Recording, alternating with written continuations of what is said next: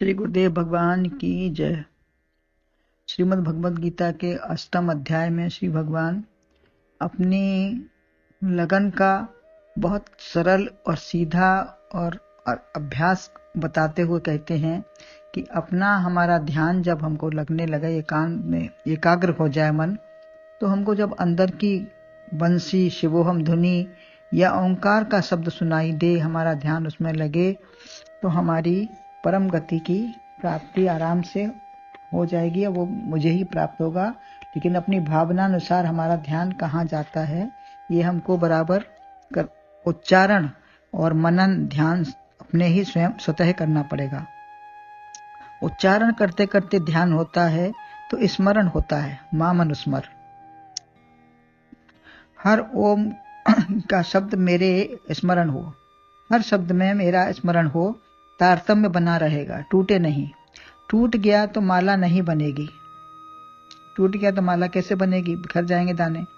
तब यह प्रयाति त्यजन देहम, जो पाप जीवन में हुआ है वही उच्चारण मन वाणी और कंठ से, जो जाप मन में जाप जीवन में हम करते रहे, जिस चीज का जाप हुआ है वही उच्चारण मन वाणी और कंठ से होगा और हृदय से भी होगा।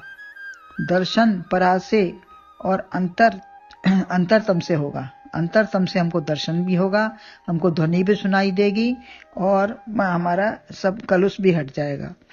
परा से जो शब्द निकले वह ओंकारमय महामंत्र के द्वारा निकले। इस प्रकार मन को एकाग्र करता हुआ शरीर छोड़ता है तो धारा प्रवाह उसका अभ्यास बना रहता है। देहे त्यजन प्रयाति, देह को छोड़कर वह जाता है। भौतिक शरीर तो छूट गया, लेकिन वासना में सूक्ष्म शरीर ही साथ में जाता है।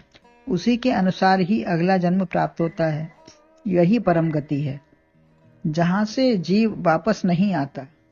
जो परम गति हो गई तो उसकी जीव को वापस नहीं आता और सारूप्य सामीप्य मुक्ति उसको मिल जाती है, जिसे बड़े बड़े महापुरुष भी चाहते हैं। हर आश्रम ब्रह्मचारी है, हर आश्रम में ब्रह्मचारी एक समय होता है। एक पत्नी व्रती या वानप्रस्थी विवाह करके भी ब्रह्म के विषय में भी चिंतन करता है। एक पत्नी व्रती जो होगा वो, और कोई वानप्रस्थी होगा, तो वो विवाह करके भी अपने को सब ब्रह्म के चिंतन में ही रखता है। और सन्यासी के लिए तो न विवाह है न पत्नी है, समस्त विश्व ब्रह्ममय है। ऐसे सभी ब्रह्मचर्य व्रती या सन्यासी या ब्रह्मचारी ही हैं, वह परम गति को अवश्य प्राप्त कर लेंगे। जो ऐसे सभी अपने भाव में रहते हैं, ब्रह्मचारी हैं, वो सन्यासी हैं, तो वो सब परम गति को प्राप्त करने योग्य होते ही हैं। ऐसे अभ्यास से परम गति की प्राप्ति अवश्य होगी। अध्याय पर्यंत यही प्रसंग चल रहा है और आगे भी इसी का सरल करके उपाय बताते हुए कहते हैं कि विनाश रहित ही अक्षर ब्रह्म है। अक्षर ब्रह्म क्या है? जो विनाश नहीं है, उसका अक्षर नहीं है। इसी से योग हो जाए तो यही अक्षर ब्रह्म योग है। इसका उपाय वर्णन करते हैं। यह कैसे प्राप्त हो?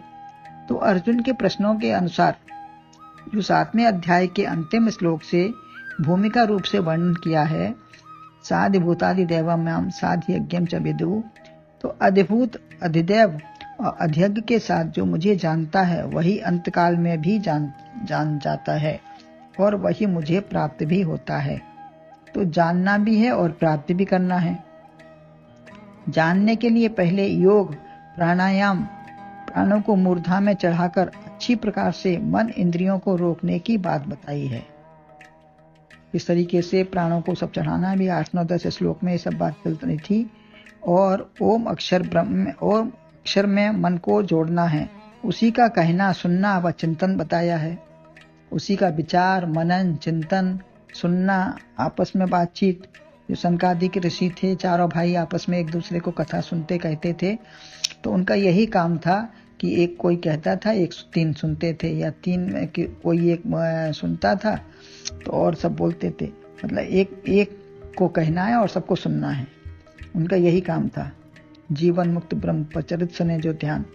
तो क्योंकि यही ब्रह्म है, यह प्रयाति त्यजन देहम, ऐसा देह का त्याग करने वाला परम गति जहाँ पुनर्गमन न हो वह पा लेता है, वही प्राप्त कर लेता है। यद गत्वा न निवर्तन्ते, यह कैसे प्राप्त होगा? तो अनेक साधन इसके बताए हैं। तो अति सरल उपाय अब 14वें श्लोक में बता रहे हैं। 14वां श्लोक है, अनन्य चेता सतम यो माम स्मृति नित्यसः स्याहम सुलभा पार्थ नित्ययुक्तस्य योगिनः।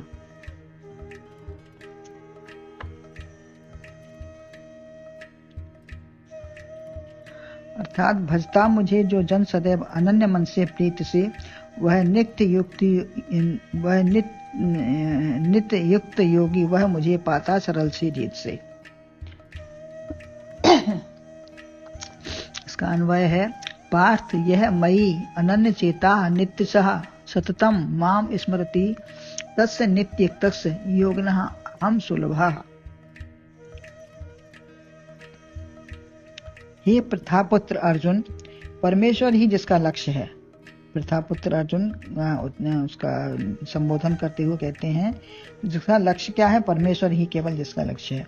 यह पा लिया है अर्थ जिसने। संसार में लक्ष्य बनाना पड़ता है। हमारा लक्ष्य क्या है? हम संसार में आए हैं तो क्यों आए हैं, क्या कर रहे हैं? लक्ष्यहीन जीवन का क्या भरोसा। घर से निकलेंगे लक्ष्य लेकर, और कहाँ जाना है वहीं पहुंचेंगे। वह अन्यथा जिसका लक्ष्य ही नहीं है, अन्यथा क्या करेगा? सैर सपाटा करता होगा, चक्कर ही काटता रहेगा, सड़कों पर घूमता टहलता रहेगा। ऐसे ही संसार में लक्ष्य कौन सा बनाए हमने, भौतिक या आध्यात्मिक? हमारा क्या लक्ष्य है संसार में आने का? खाना पीना, मौज उड़ाना, सोना जागना ही नहीं है, परमात्मा की प्राप्ति है, लक्ष्य है। यही लक्ष्य बन जाए। संसार में कुछ भी प्रिय नहीं है अर्जुन को। अर्जुन का कोई भी उसको संसार में उसको इतना लगाव नहीं है। भगवान को ही चाहता है, भगवान के साथ ही है, भगवान को ही अपने अर्जुन सारथी बनाया है, बिठाया है। उन्होंने कहीं न सेना ली, न कुछ किसी को मांगा। संसार से वैराग्य या निराशा हो तभी परमात्मा में मन लगता है। खाते पीते अनेकों जन्म हो गए, भोग विषयों के अब तक न पूरे हुए। चाहे जितने हम कुछ भी प्राप्त कर लेंगे, लेकिन संसार से कभी तृप्ति होगी ही नहीं। यह लालसा और बढ़ती ही जाएगी। इससे विभिन्न योनियां मिलती रहेंगी। कोई वेदांत को खटपट मटपट की बातें कहकर नहीं चाहते, वेदांत की नहीं चाहते कि यहाँ कोई हमको अच्छा नहीं लगता, वरन परमात्मा की बात आनंददायक, सरस, प्रेममयी, मधुरता मानते हैं।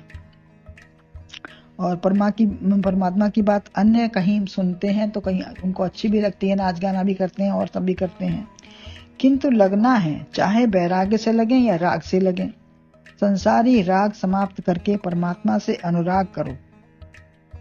पहले संसारी राग कम होगा, तभी परमात्मा से अनुराग हो पाएगा। चित्त जिसका अनन्य में लग गया, अनन्य चेता, चैतन्य चित्त का स्वभाव है। अन्य न हो, केवल परमात्मा ही हो। किंतु सांच कहो तो मारन धावे, झूठे जगपति आवे। ऐसा भी होता है, सच्ची बात उनको अच्छी नहीं लगती। सच्ची बात को अनुभव नहीं कर सका, जिससे लोभ मोह आसक्ति काम क्रोध आ गए। स्वर्ण पात्र में केवल संगनी का दूध ही ठहरता है। सिंगनी का दूध किसी पात्र में नहीं ठहर सकता, केवल स्वर्ण पात्र में ही ठहरता है, अन्य दूध नहीं। पात्र में कोई लेप चढ़ा दिया या दूध में कुछ मिला दिया, ऐसे ही चित्त पर हमने अपने लेप चढ़ा दिया, संसारी राग द्वेष का लेप चढ़ा दिया है। तो जो चाहें हम अपने चित्त में हम भर सकते हैं। यह हमारे ऊपर निर्भर करता है कि हम अपने चित्त में क्या भर रहे हैं। और हर समय विचार करेंगे तो जो अनर्गल बातें हैं वो नहीं आएंगी। यदि दूध में कुछ मिला दिया, यानी परमात्मा तत्व में संसारी बात मिला दी, तो जिस चित्त में अन्य कुछ की गुंजाइश ना हो, उसमें भी जबरदस्ती घुसा दिया।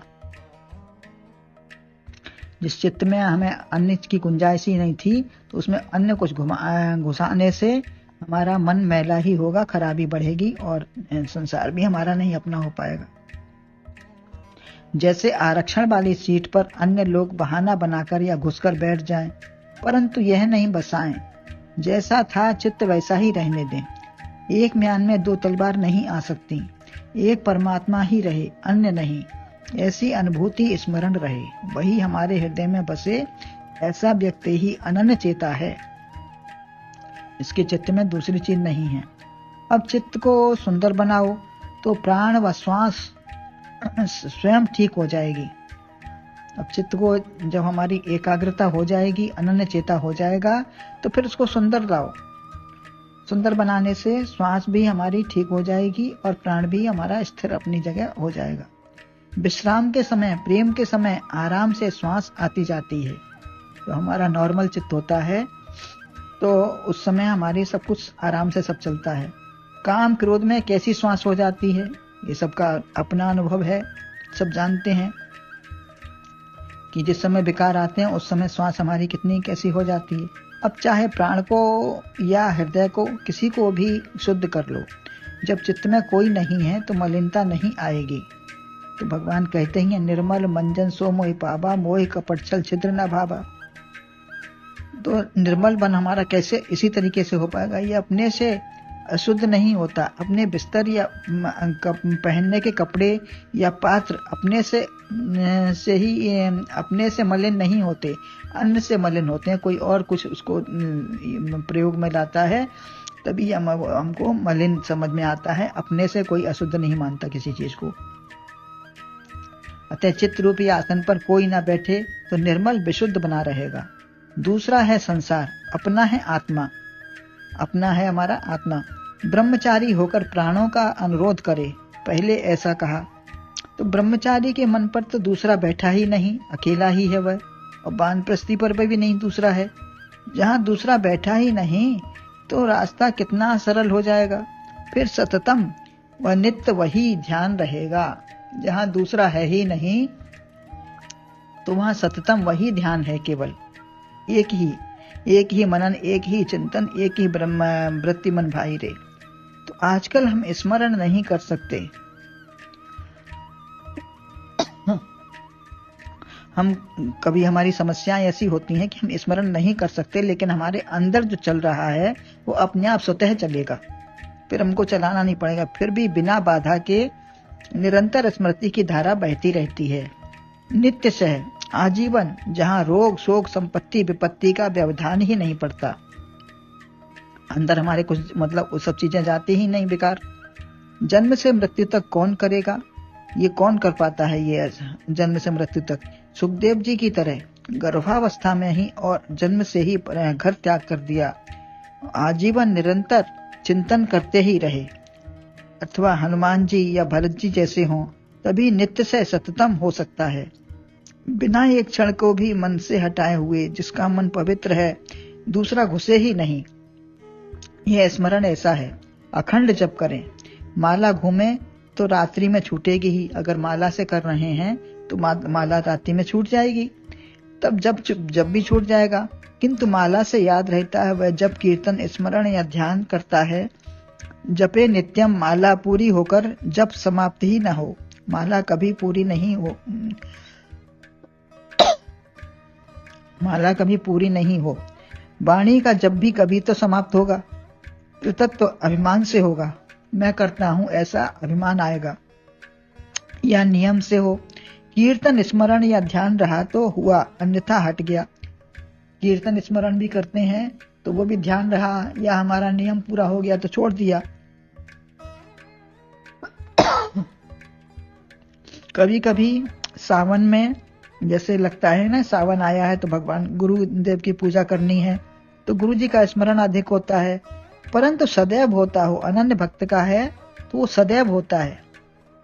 ऐसा नहीं है किसी खास विशेष समय पर या त्योहार पर या महीने में ऐसा नहीं है।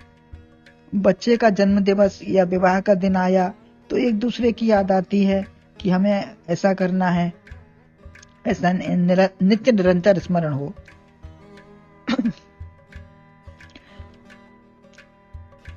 किसी अन्य शुभ अवसर पर प्रभु कृपा माने या भगवान को धन्यवाद दें, भगवान के लिए कुछ करें। केवल शुभ अवसर पर कर लिया, बाकी दिन हम कुछ नहीं करते हैं, ऐसा ना हो। तो शिष्य का या शिष्य गुरु का स्मरण करते हैं, ऐसे ही भक्त भगवान का और भगवान भक्त का स्मरण करते हैं। भगवान कहते हैं मैं तो हूँ भक्तन को दास, भगत मेरे मुकुट मणि। भगवान तो सबके भूलते ही नहीं है, हम ही भूल जाते हैं उनको। क्योंकि यदि भगवान भूल जाए तो अंधेर ही हो जाएगा, और भक्त भूल जाए तो संसार में फंस जाएगा। लेकिन दोनों ही नहीं भूलते। मेरी भक्ति अटल निरंतर व सतत रहे, संसार में आस्था न हो जाए, यह सोचकर भगवान को ही याद करें। गुरु भी स्मरण रखते हैं, देखते रहते हैं कि शिष्य हमारा कहीं दिख तो नहीं रहा है। इसकी वृत्ति तो संसार में नहीं चली गई तो वह तुरंत दौड़कर पकड़ते हैं। जैसे बच्चा कुएं की तरफ दौड़े तो माता तुरंत पकड़ती है, अन्यथा नष्ट भ्रष्ट हो जाएगा। गुरु ने हमें बाह पकड़कर किनारे लगा दिया, डूबने नहीं देते। ऐसा सतत अनन्य चेता जो हो जाएगा वही मेरा स्मरण करेगा। क्षणिक स्मरण जो पल पल में छूटे या बने, यह तब होता है जब भिन्नता होती है। जब हम दूसरा देखते हैं कि हमें करना है, वो हमसे अलग है, उसे उसमें समा नहीं गया। जब तक उसमें समा नहीं गया तब तक अलग रहते ही हमको लगता है कि उनका स्मरण करना है, उनका ध्यान देना है, उनके लिए कुछ करना है। जैसे लोटे के जल से शिव धारा अभिषेक निरंतर होता रहता है, कभी नहीं टूटती धारा, ऐसे ही स्मरण की धारा बनी रहे। वह नित्य से माम स्मृति है, नित्य से मेरे में स्मृति मेरे को करता रहे। मेरे स्मरण से धारा नहीं टूटेगी, दूसरे के स्मरण की धारा टूट जाएगी। बच्चा गिर गया, ध्यान हटा, या अचेतावस्था में देखा, या मुसीबत में उसको रोका, तो ऐसे ही दूसरे का स्मरण तो छूट सकता है। हम दूसरा मानते हैं तो उसका स्मरण हमको नहीं हर समय याद रहेगा, वो छूट सकता है। लेकिन अन्य क्योंकि अन्य सदा हमारा नहीं होता, अन्य हमसे अलग है, वो तो हमको जब हम ध्यान करेंगे तभी आएगा। जिसको हम अलग मानते ही नहीं, हमारा ही रूप है, हम ही हैं उसको, शिवो हम, ऐसा भाव जब आ जाता है तो जब अन्य है ही नहीं, जो अपना नहीं है, उसकी धारा तो निश्चित टूटेगी। लेकिन जो अपना स्मरण माला से नहीं होता, ना ही अपने को, जैसे हम अपना स्मरण कोई माला करके तो नहीं करते कि मेरा नाम क्या है, मैं कहाँ हूँ, मैं कौन हूँ, तो ऐसा कौन। तो हमको केवल ये परमात्मा के हम स्वरूप हैं, इसको हमें जानना है। को हम कस्तम कुत आयात है, कामे जननी को में भ्रात है, इत प्रभाव सर्वसारम सर्व नित्या स्वप्न विचारम। तो ऐसा करके हम अपना स्मरण कोई माला से नहीं करते हैं। इसी प्रकार से ऐसे ही अपने को अपना जिसे अपना माना है वह भूलता नहीं है। जिसको हम अपना मानेंगे, परमात्मा ही हमारा अपना है, संसार हमारा अपना नहीं है। तो जब हम परमात्मा को अपना मानने लगेंगे तो फिर हमें भूलेगा नहीं, नित्य से हमारा वही अपना रहेगा और उसी का हमें स्मरण भी रहेगा, वही पार लगाएगा और लगाना है। गुरुदेव भगवान की जय।